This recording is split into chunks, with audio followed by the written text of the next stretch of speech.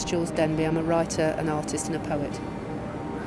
I think Bradford's been well due for a refit, if you like, for a very long time, because during the 60s there were an awful lot of very ugly, very badly thought out buildings put up, which tended to give the city a kind of split look, as if somehow all these beautiful Victorian Gothic buildings were one thing, and then there was all this kind of boxy 60s horrid architecture, which, although it might look wonderfully Bauhaus and it might look like an architect's dream when you've got it on the pictures, it's not very user or people friendly at all. Whereas these buildings are very organic and they are very people friendly. So we've always had this kind of split look, and I'm hoping that when we get the regeneration we'll actually be able to get a more homogeneous look to the city, and people will be able to showcase these really exquisite buildings which are so rare and so valuable and of such high quality. I mean, the deep cut stone carving in Bradford is some of the finest in Europe, if not the world, to be honest with you, certainly of that style. And the craftsmanship and the artisan stone carving is really beyond compare. There's a lot of very strange, mysterious things that go on to do with the architecture in Bradford, which are to do with the landscape which the buildings are situated in, and also to do with the skyscapes and the light effects. This was the wool exchange. In the 19th century, Bradford was considered one of the richest cities in Europe.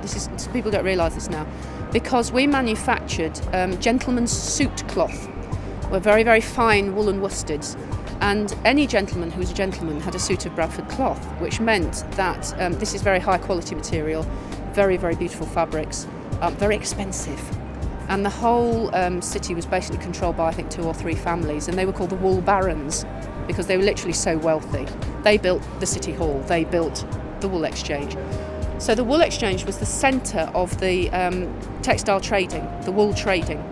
So millions upon millions of pounds, even in those days, I'm not translating this into modern money, but even in those days, millions upon millions of pounds passed through this building. Consequently, it was a kind of cross between a financial centre and a gentleman's club. So no expense was spared when it came to, decor and to the structure of the building. It's magic. It's a magic building.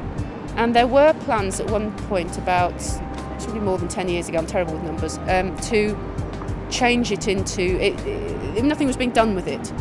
So they were going to rip it to pieces, put 2 escalators up inside it and have little bijou boutiques selling juggling equipment or whatever people buy and things like that. Handmade soap, inside. And we were all absolutely screaming and pulling our hair out.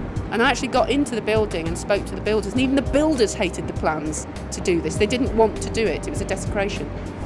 So we think what happened, although I've got no proof, but we think what happened is they basically ran out of money, sold the lease to Waterstones, the bookshop chain. We were then all panicking that they would do something desperately sort of modern inside, but they've actually been extremely sensitive. They've built this glass frontage which reflects the other Victorian buildings. They've left the inside virtually alone. So what we have now in Bradford is, to many people's opinions, one of the 2 most beautiful bookshops in the world, the other one being Wellington Library, really. It is like a beautiful, beautiful library in a gorgeous Victorian mansion. This is actually my favourite building in Bradford, and I do actually spend quite a lot of time in it. I'm probably an inordinate amount of money on books as well. So it's a bit like, it's about having a chocolate shop in your own house, I think a city is built for people to live in. And I think that people are very, very fond of their old buildings, because these are the markers of their childhood. They're the markers of their life. They move past them every day. If they're as beautiful as they are in Bradford, it's very wrong to pull them down. And I think that this building alone proves that you can sensitively modernise an old building, bring it up to date, give it a better use, show the people that these buildings have value and have great aesthetic value as well as practical value, and incorporate them into the life of a new city.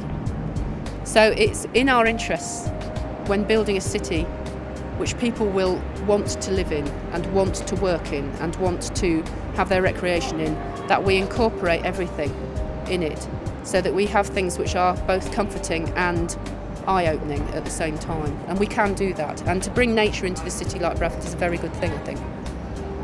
I very much like City Hall. I've always liked City Hall.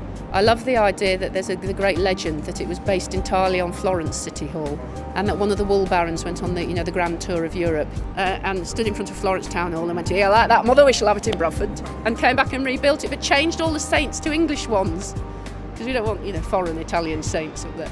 I love that. That makes me laugh a great deal, and I very much love Cartwright Hall, which is the great museum gallery on Manningham Lane. And it's set in a beautiful park, and it was purpose-built to be this state-of-the-art gallery.